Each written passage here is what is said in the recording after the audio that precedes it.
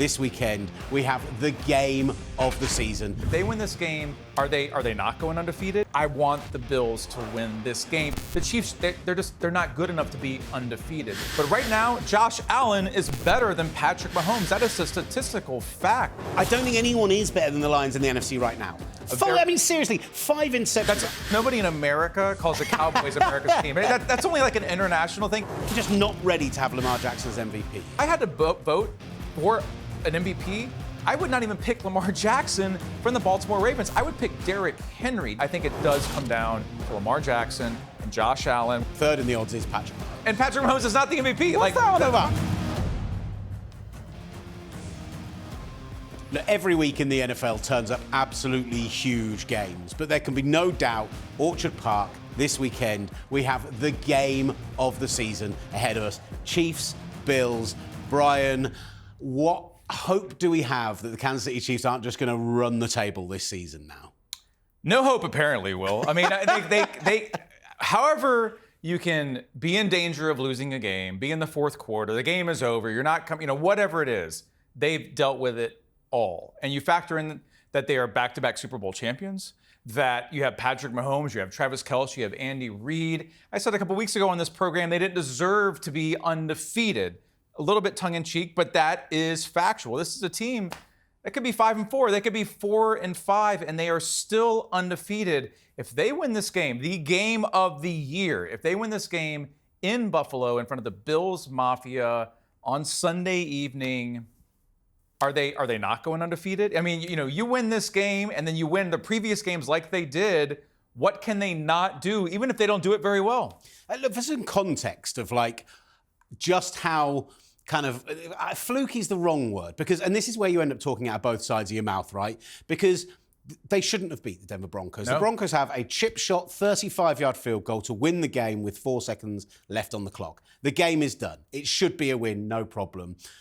They get the block, and the fact is that when you watch it back and you watch all 4 kicks in that game, and you see Leo Chenal crashing the same player every time with the same move, and you realise that what they've done is they've gone and they've studied every Broncos field goal that season. They've picked the weak part of the line, they have targeted that part of the line, and then it's come good in the right moment.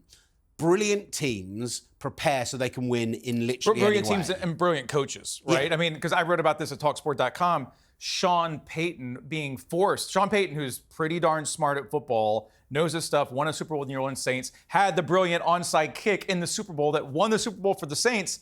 And Sean Payton had to give Andy Reid credit this week because Andy Reid and his staff outsmarted the Denver Broncos. When you have the best coach and you have the best quarterback and you have a tight end who will go down as one of the best tight ends of all time, you find ways to win games, and it is remarkable. We've talked in this program before as well this year. Is this boring? Are they the evil empire? Should you hate the Chiefs? We've come at it every way possible. In the end, you have to kneel down to the champs, and the Chiefs find ways to win games. But they're also incredibly smart, and there was some little elf locked away in a room who was just studying tape and found a way to block a kick. It's Will Gavin history time again, where I start to throw out these things, right? 34 teams in NFL history have gone 9-0 to start a season. It's a higher number than I expected. Yeah, I'd agree.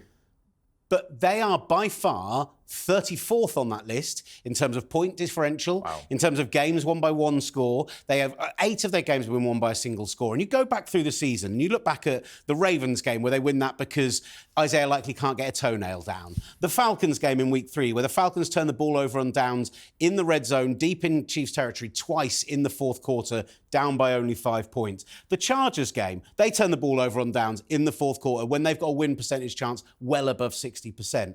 The Buccaneers not going for 2 weeks ago. Todd Bowles' fault, when they could have won. This is a team who could be under 500 at this point. The Raiders probably could have and should have beaten them if they take advantage of the turnovers. The 49ers collapse on offense when their defense is sensational and picks off Pat Mahomes 3 times. This is a team who are hanging on by the skin of their teeth week in, week out, and yet I can't help but admire it, and I can't help but go, in my mind, I look at this Bills game. If they beat Buffalo on Sunday, I'm not going to be surprised if we get to New Orleans in February with a team that have not lost a game in over a year and a half and are looking at winning a Super Bowl undefeated for only the second time in NFL history. And I'm always obligated to mention, and Taylor Swift is your biggest fan. And she now, like, nobody really talks about her anymore. She's just in the suite. She watches these wins. She gets super excited. She wears her cool outfit. But this is just normal now. I mean, all Taylor Swift knows is winning in the NFL. It doesn't go like that for any. Imagine you're a Buffalo fan. Who does the average fan pull for in this game? The fan who doesn't have a team. Patrick Mahomes. It's hard to root against Patrick Mahomes. He's a likable guy. He's an incredibly talented quarterback. He's still not had a great year. But if you're the average fan and you're watching this game, if it's me, I want the Bills to win this game because. And it's hard to say this and not anger every Chiefs fan in the world, and that's fine. I'm willing to do that. The Chiefs, they're not good enough to be undefeated. They don't, all you just pointed out of these great historical facts. They don't deserve to be, you win those games, that's fine.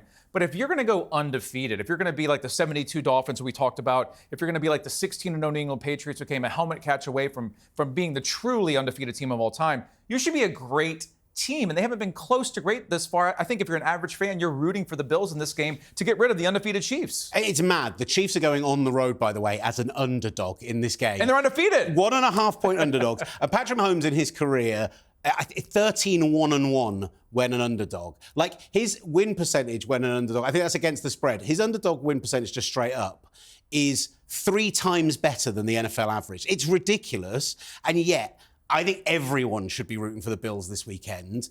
And I just said, if they beat the Bills, I can see them going undefeated to New Orleans. I also think if the Bills win, they end up as the number 1 seed in the AFC because the Chiefs will drop another game. They'll drop another game, yeah. I think the Bills run the table, and then we get an AFC Championship game, which is a replay of this game this Sunday. I think it's that important Sunday, and I think if the Bills can get a victory, considering they've still got to play the Niners, they've still got to play the Lions, they haven't got an easy run in by any stretch of the imagination, but it's turning over the undefeated Chiefs, getting that little bit of momentum on their season, getting their defensive captain Matt Milano back, getting their key weapons like Amari Cooper back. I just think it's going to be that real key moment in their season, which suddenly everyone goes, oh, the Buffalo Bills for the Super Bowl. That seems like something I fancy. Here's what it comes down to for me. This game won't define anything other than, maybe ending an undefeated season. But all that matters is the playoffs. The Ravens know that, and Lamar Jackson, Josh Allen, the Buffalo Bills, the Bills Mafia, on and on and on.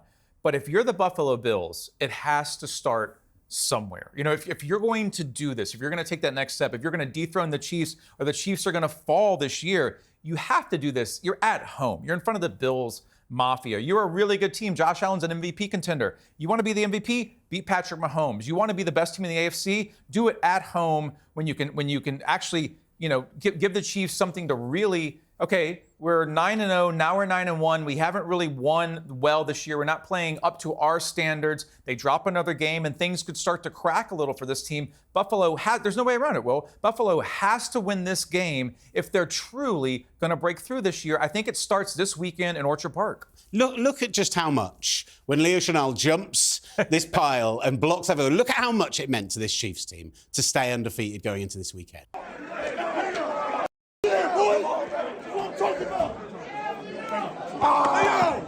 Come on, baby.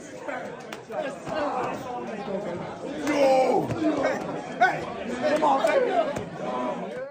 If you're the Bills and looking at that and seeing just how they've reacted to it, and you know that as Buffalo, you've been to Arrowhead and you've won in Arrowhead at the Chiefs back-to-back seasons, and yet 3 of the last 4 years, your season has ended with defeat to the Chiefs in the playoffs. There cannot be better motivation if you're the Bills this weekend. And I believe in that idea of momentum. I believe in that idea of bulletin board material. Yeah. I believe in that idea that Sean McDermott is going to be getting in there. Josh Allen's going to be getting in there, G'ing this team up. I think they're going to come out with their hair on fire, and I really, really fancy them to win on Sunday. Buffalo should win this game. Right now, Buffalo is the better team. Buffalo, at this second in time, and yeah, you can have your say in the comments below this, and be sure and subscribe.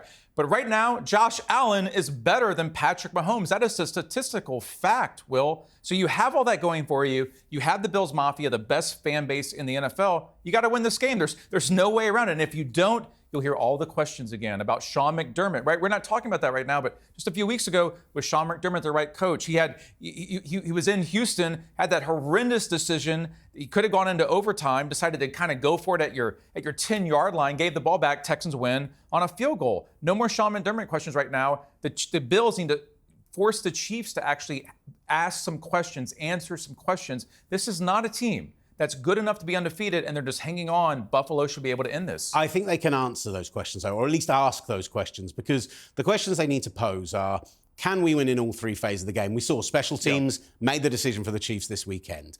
The defense has bailed out Patrick Mahomes and Travis Kelce and all of those amazing weapons and Andy Reid so many times this season already. And yet, in Josh Allen, you have a guy who is very much in the MVP conversation, a guy who is...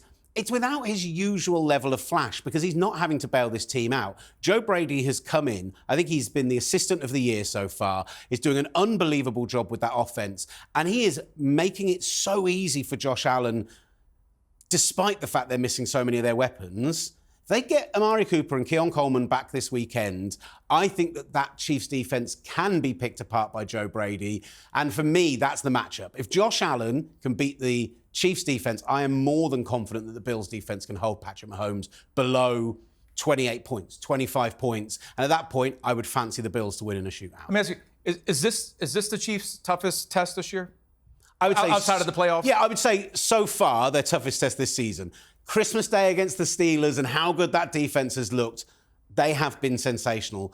But this year, the only other game, I think, on their slate that compared when you looked going into the season was the 49ers, right?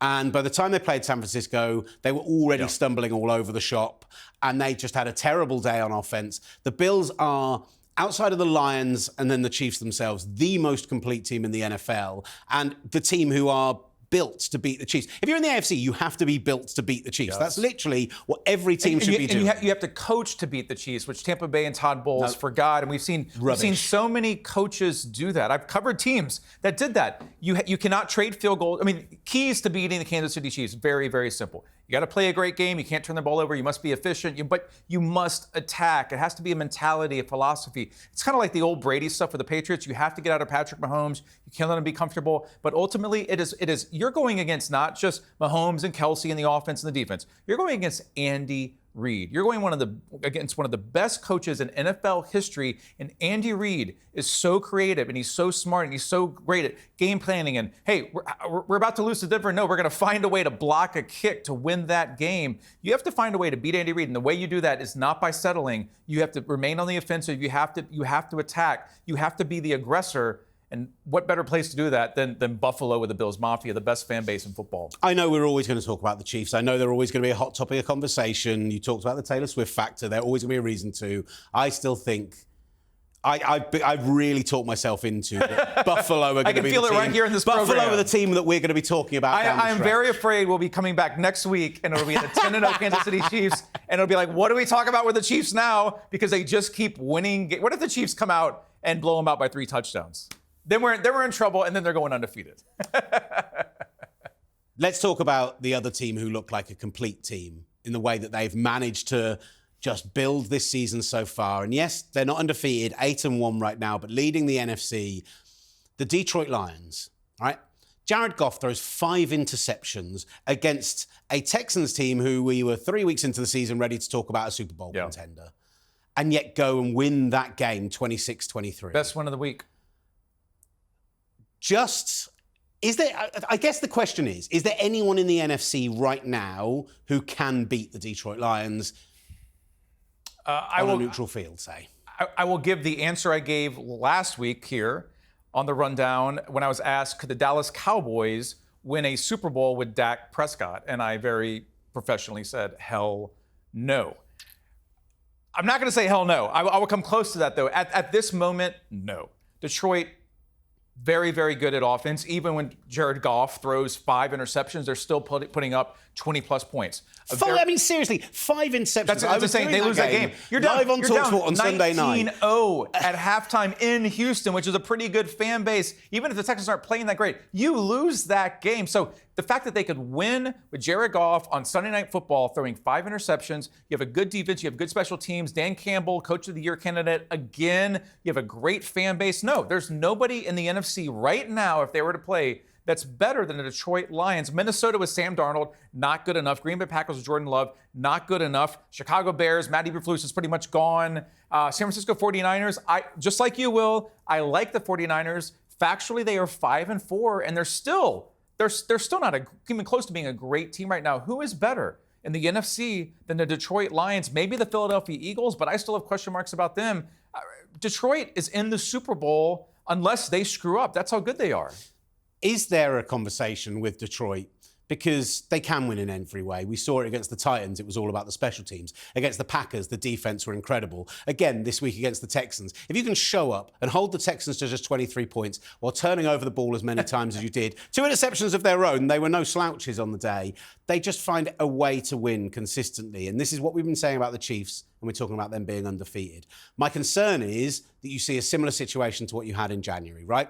They turn up in San Francisco. They're up at the half. They're dominating on the ground. They are absolutely waxing that 49ers team. There is no way they're going to come back. They are headed to the Super Bowl.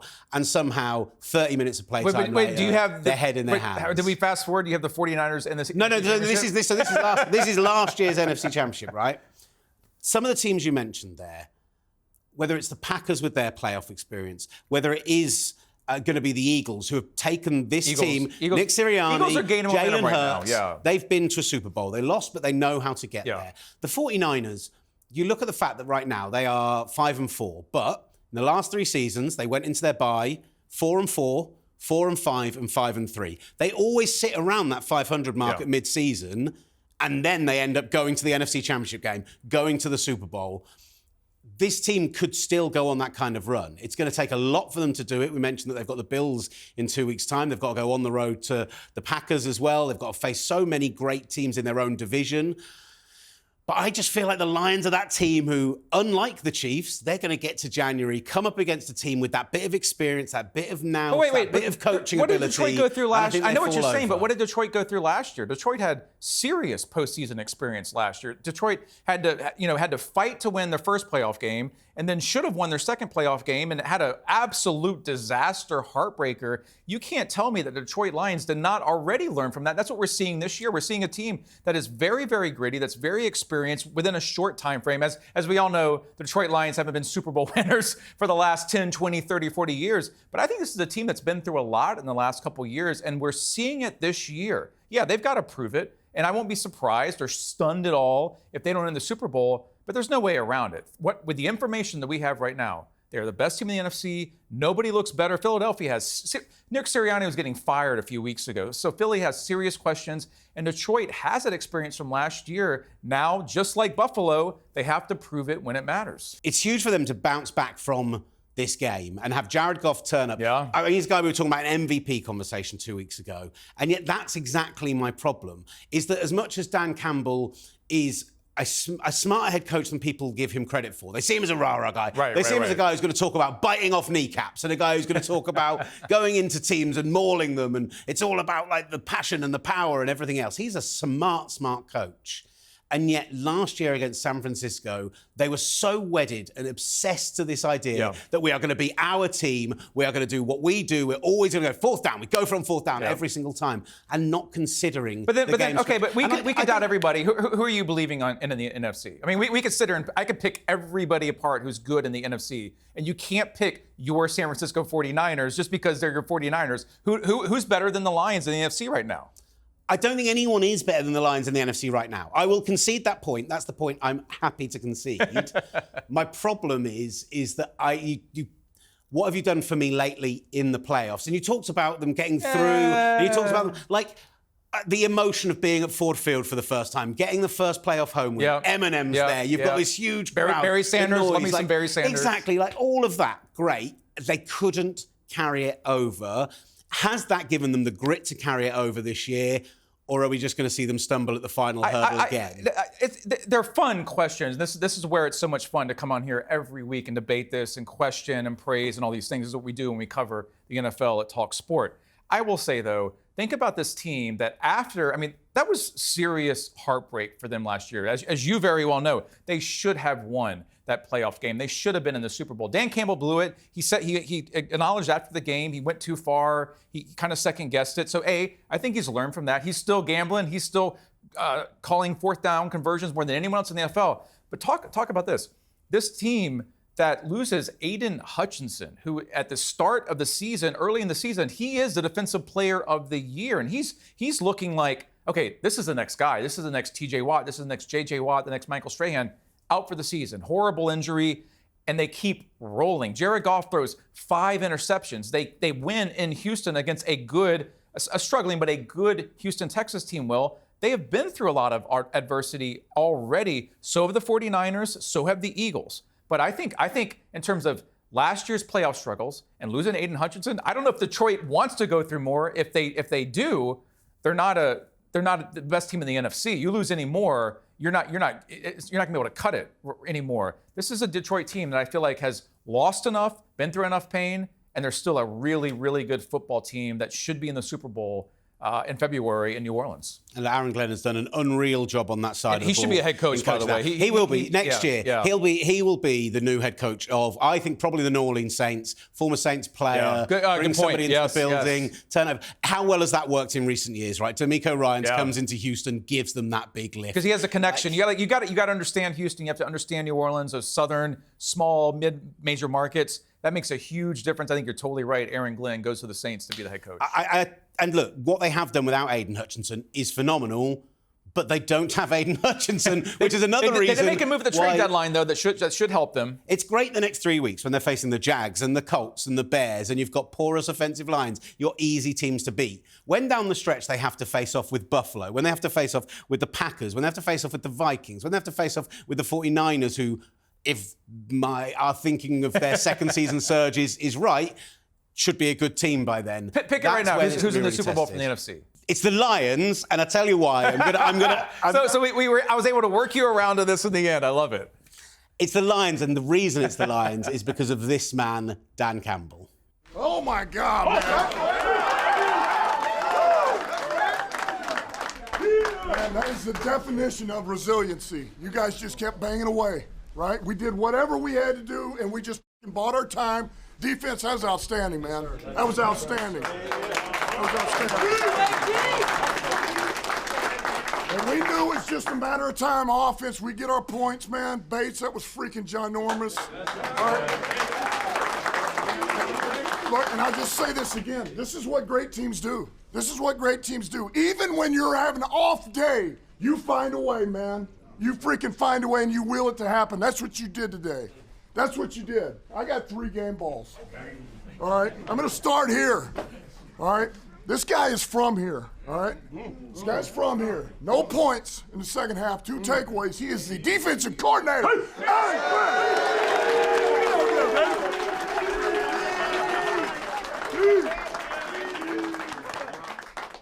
I love this team.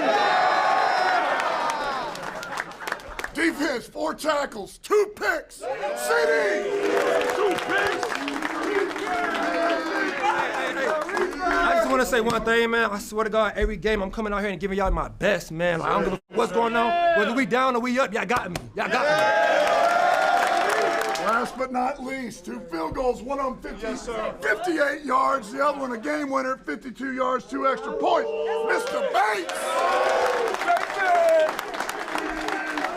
Hey, good win. Shout out my boys, Jack and Hogan, man. I love you guys, and man, I'm just so happy to be a part of that operation. Love you guys. Break it down, man. Hey, if that ain't a lesson, it ain't over till it's over. That's what it is, boys. Way to fight all day. I love that it's Jared Goff breaking the team down at the end, despite the 5 picks. But, I mean, I've been sitting here trying to talk myself into the idea that it's not going to be the Lions. Don't you just want to run through a brick wall for that? Like, Dan Campbell just makes me want to just throw this desk over. But at the same time, and I was thinking this while I was watching this, and I was like, Dan Campbell also reminds Big Lebowski. the dude. Yeah. He also reminds me of Jeff Bridges. He reminds me of the dude. He's also giving the most fiery, I want to run through a wall speech, but he's crying. Like, he's almost always on the verge of crying because he's so emotional. He feels it so much. Dan Campbell gives me chills. Like, I watch that. That is why I love covering sports, writing about sports, being around sports for the last 20 plus years. That's what it's about. It's hard to see them not being in the Super Bowl, but I hope everyone doesn't pump them up too much and they let us down, because what an incredible story, the Detroit Lions in the Super Bowl in New Orleans in the Superdome. That would be amazing. I can't help but be a romantic, right? I can't help but get dewy-eyed, and I can't help but look at, we talked about the Bills already on this show, right? They went to 4 straight Super Bowls. They lost 4 straight Super Bowls. I got excited about the idea of the Vikings earlier in the season, and they're still in this mix. 7-2. They're only a game back on. They are only a game back on Last I heard, the Detroit. Vikings have Sam Darnold as a quarterback. He's not going to the Super Bowl. But Sam Darnold had a better game than Jared Goff did this weekend, and the defense again turned up and made a difference. Sam Darnold's not going to the Super Bowl. Not going to the Super Bowl, Sam Darnold. But I get excited about the romantics of it. I'm more convinced on Sam Darnold than you are, but I get excited about that romanticism, the idea of 2 teams who've been 4 times and lost. The Detroit Lions have never been to a Super Bowl. I'd get this way about the Browns if they hadn't ruined their entire organisation by bringing Deshaun Watson in. Like, I love the idea that if we're going to be out there, we're going to cover a great story like this. They do feel like, I know you've called them America's team before, much more so than the Cowboys. The Cowboys gave themselves that moniker, and nobody wants to call them that. They can't even figure out putting curtains in their stadium to stop the sun from coming in. Breaking news, nobody in America calls the Cowboys America's team. That's only like an international thing because people don't really know. Just like if you're in the United States, you still think Manchester United is a good team. You think they're relevant. No. The Dallas Cowboys, nobody in America thinks the Dallas Cowboys are still America's team. But let's get back to an important team, the Detroit Lions, the Buffalo Bills, and I couldn't agree with you more, having those 2 underdog, working class, blue collar.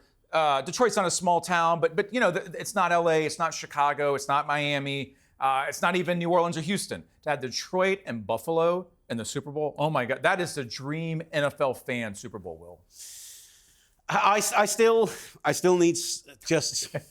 There's still something. What I need them to do is in the playoffs go and blow a team out. Yeah. Just go and just destroy somebody, really show all of their qualities against a very good opposition. It's fascinating to me that Dan Campbell gave the game ball there to 3 guys. We'd already talked about AREN Glenn, how much they've done with that defense. Carlton Davis, a prime example of a guy who they brought in and has helped to change what they do on the defensive side of the ball. Because even without Aiden Hutchinson, they bring Zadarius Smith in, but that's kind of like you've gone from a top 2, top 3 pass rusher to a guy who's like league average. Sure. You need the body. He's a good player, but it's not a difference maker in the same way.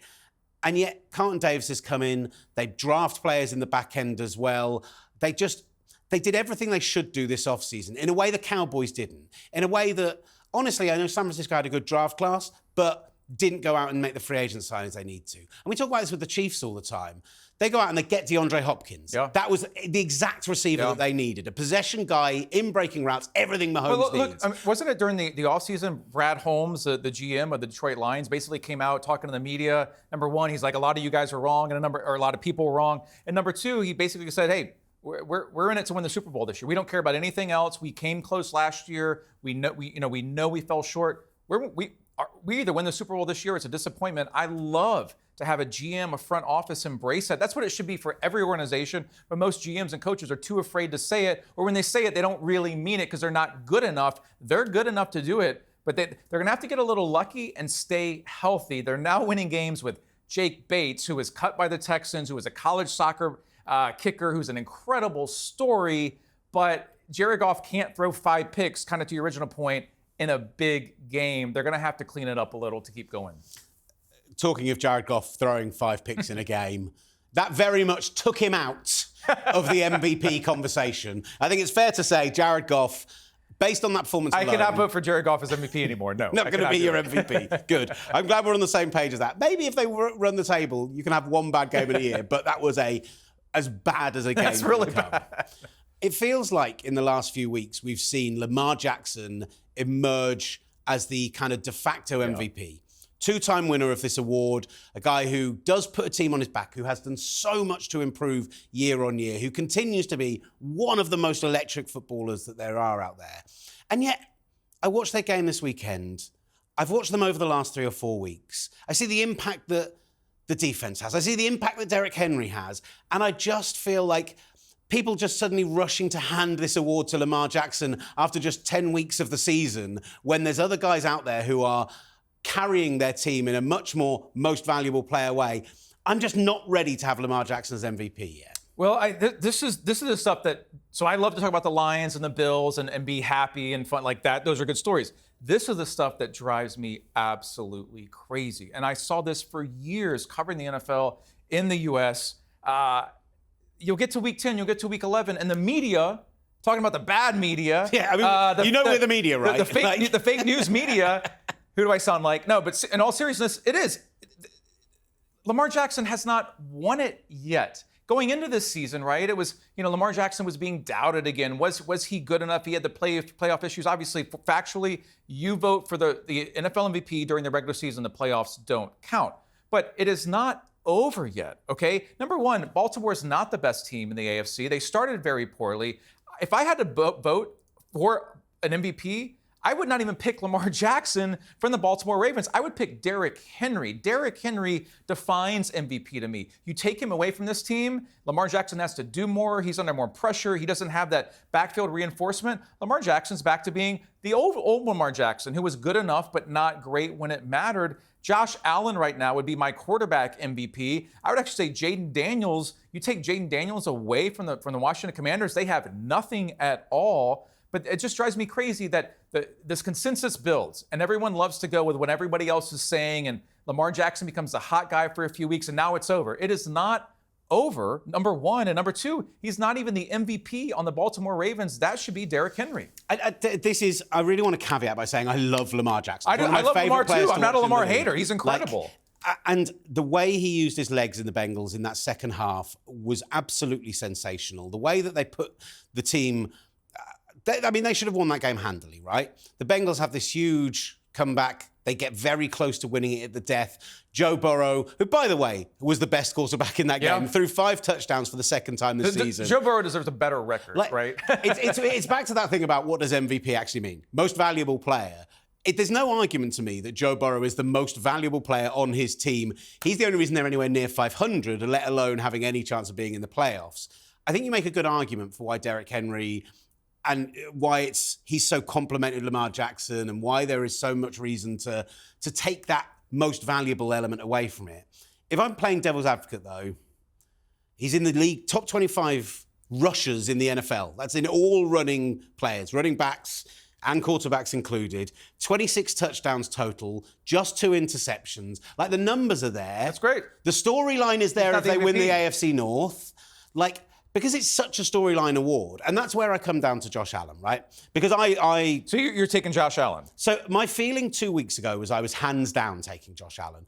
When he was on 14 touchdowns, 1 interception, absolutely carrying the team on his back, none of these weapons, they hadn't traded for Amari Cooper yet, Keon Coleman gets injured.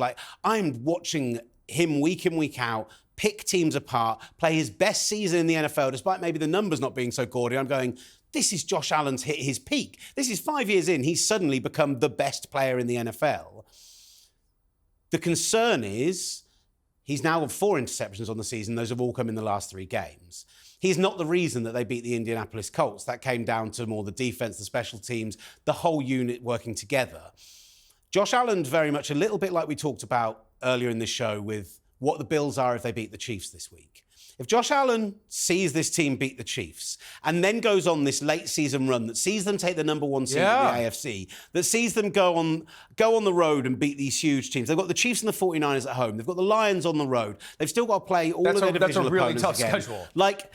If he runs through that and plays as well as he did for the first 7 games of the season, then he would be my MVP hands down. It doesn't matter what anyone else does. Nobody else can touch that. So for me, it's just been that little wobble the last 2 weeks that makes me go, maybe it's Lamar Jackson. I just wish we could get back to a point where we can debate this and have fun, but we wouldn't crown it on social media, in the media, on ESPN or whatever, where we weren't crowning it until we were close to the end of the season. The fact that we're already deciding that it's Lamar Jackson, where they haven't even sewn up their division.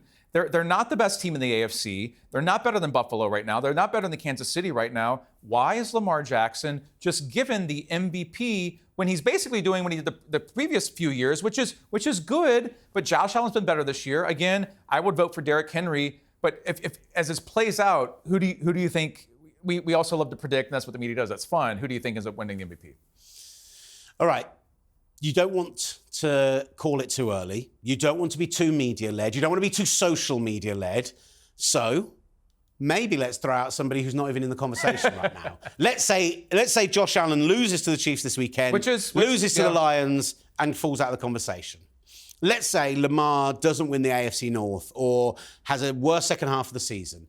Is there a candidate who is currently on the outskirts of that conversation who you think can jump into it and who can make their case for being the MVP by the time we get to week 18? So somebody who I'm just keeping my eye on right now, and his stats don't blow you away, but I remember this time last year, we were all sitting around, we were at talkSPORT, we were writing all these stories, and we weren't talking about the Kansas City Chiefs as being the best team in the NFL. We weren't talking about Lamar Jackson as being the MVP. We were talking about the Philadelphia Eagles as being the team in the NFL. They were, almost unbeatable. You had the tush push, and Jalen Hurts was the MVP candidate.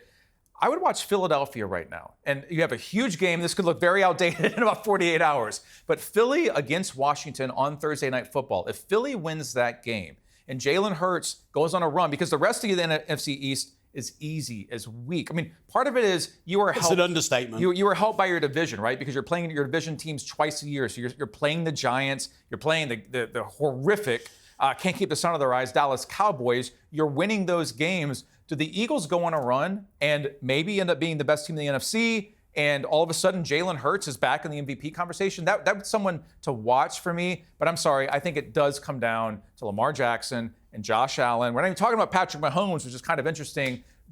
Am I missing somebody? I'm not sure who could steal I have one. I definitely have one. But just on... It can't be a kicker. It's Brandon Aubrey. Just on the point of Jalen Hurts. You sit here and say to me, well, I can't give it to Lamar Jackson because of Derrick Henry. Jalen Hurts, Saquon Barkley is the first name I'll throw out. Okay. But the guy even more so, A.J. Brown, when he's out of that lineup, that offense just deflates, collapses. When he's in there, they look like one of the best offenses in the NFL.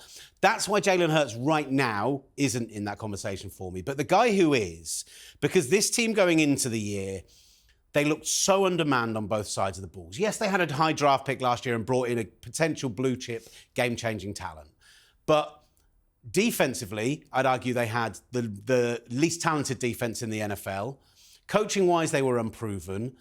And yet they had this joystick of a quarterback who has been able to do some unbelievable things. And right now, the Arizona Cardinals lead the NFC West with the Rams and Matt Stafford in there, with the 49ers who went to the Super Bowl last year, with the Seahawks who we always knew were going to be competitive. They topped that division, and Kyler Murray has been unreal this year. His ability to get outside the pocket. It was weird because I watched that game, and then I looked at the box score, and I felt like Kyler Murray had scrambled for 12 first downs and carried the offense on his own. He only had 3 runs in the whole game. That's what Kyler Murray does. Every time he does it, it just lights up the entire He's a pinball. Stadium, He's absolutely. It's interesting you mentioned him because I was last week trying to pitch a story idea that Kyler Murray was a dark horse for comeback player of the year, and I was looking at the odds and the Vegas odds, and he was about 5th, right? Kirk Cousins was number 1.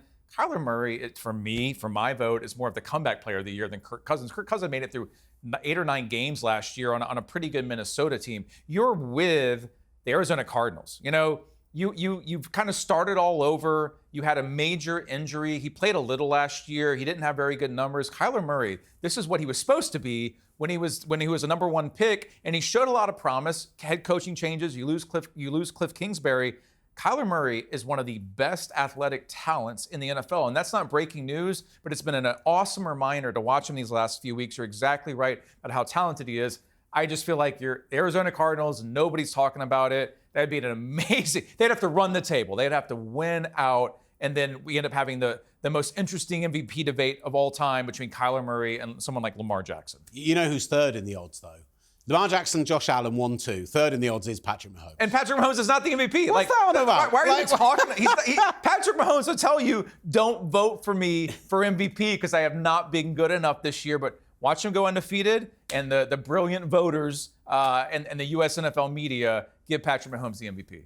All right, let's get into the extra point then. And look, this is a chance to throw out something that we wasn't going to be on the running order, that wasn't a top billing, but something that caught your eye this week. And it's fair to say that the player that you've got in mind, at least around this table, is absolute Marmite. Russell Wilson, why is he the guy catching your eye this week? It's kind of like Kyler Murray, right? It's a quarterback with a big name, with a big contract, who at one point was, one of the main talking points of the NFL. Russell Wilson, Pete Carroll, the Seattle Seahawks, Legion of Boom, Super Bowls. You take away Pete Carroll's horrendous decision not to give the ball to Marshawn Lynch, and they have multiple Super Bowls. But he was just all over the place, right? Falling apart in terms of his career, his trajectory. Let Russ cook was like a hashtag social media slogan that became a horrible idea in Denver. You have a bad head coach. You get Sean Payton. You have all these things. And it's just, where is Russell Wilson going? Is this the end for Russell Wilson? Then you have the quarterback battle in Pittsburgh. Justin Fields, by default, because of injury, wins the job. Justin Fields plays pretty well, Will. And then Russell Wilson ends up getting the job, and Mike Tomlin makes a controversial decision, and now all they do is win. And I love everything about this. Again, this is what I love about the NFL.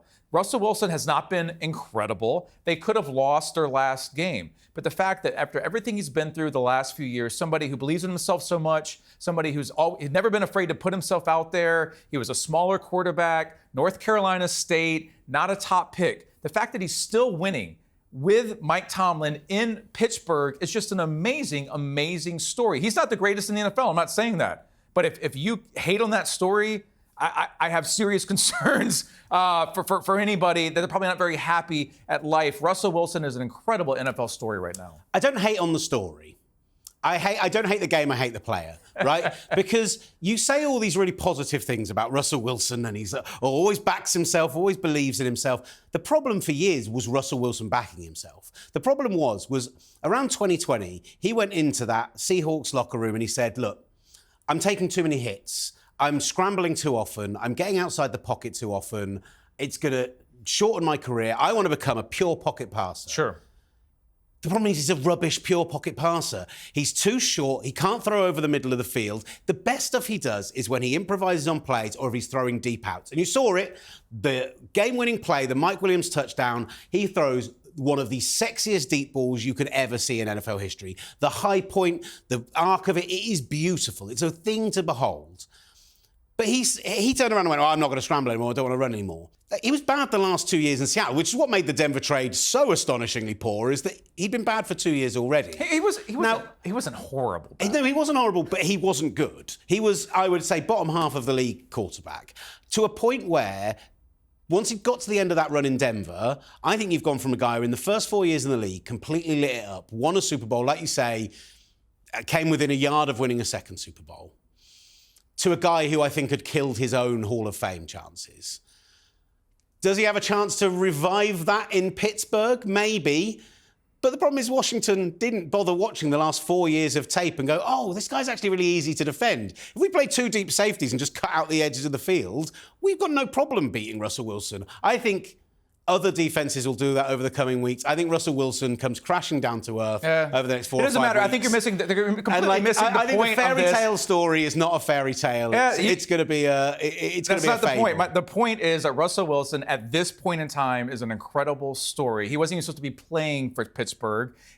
Most fans wanted Justin Fields to keep that job. The fact that he's beating Jaden Daniels and Mike Tomlin is pumping his fist on the sideline, and Russell Wilson, at this point in his career, after it fell apart in Seattle, which is exactly what I said, after it went very bad in Denver, which is exactly what I said, and he was able to redeem himself and still win games in the NFL, that's a heck of a story. Almost every NFL, he was trolled on social media the last 2 years. It was over for him, Will. So if he's winning games, if we're talking about him on this program, that means he's doing something right. His career isn't over. Kudos, tip of the cap to Russell Wilson. He deserves all of this. And I love when people are written off, when social media gives up on them, when they become a viral joke and they're an easy target. And they're the ones who are actually, they're the ones who are in the arena, right? Tom Brady, Teddy Roosevelt, they're the ones who are actually doing it. Russell Wilson would laugh at us right now if we're making fun of him. He's the guy who's winning in the NFL. Tip of the cap to him. And they'll keep winning, the Steelers, because of that defense. But I don't think Russell Wilson's the reason that they keep winning.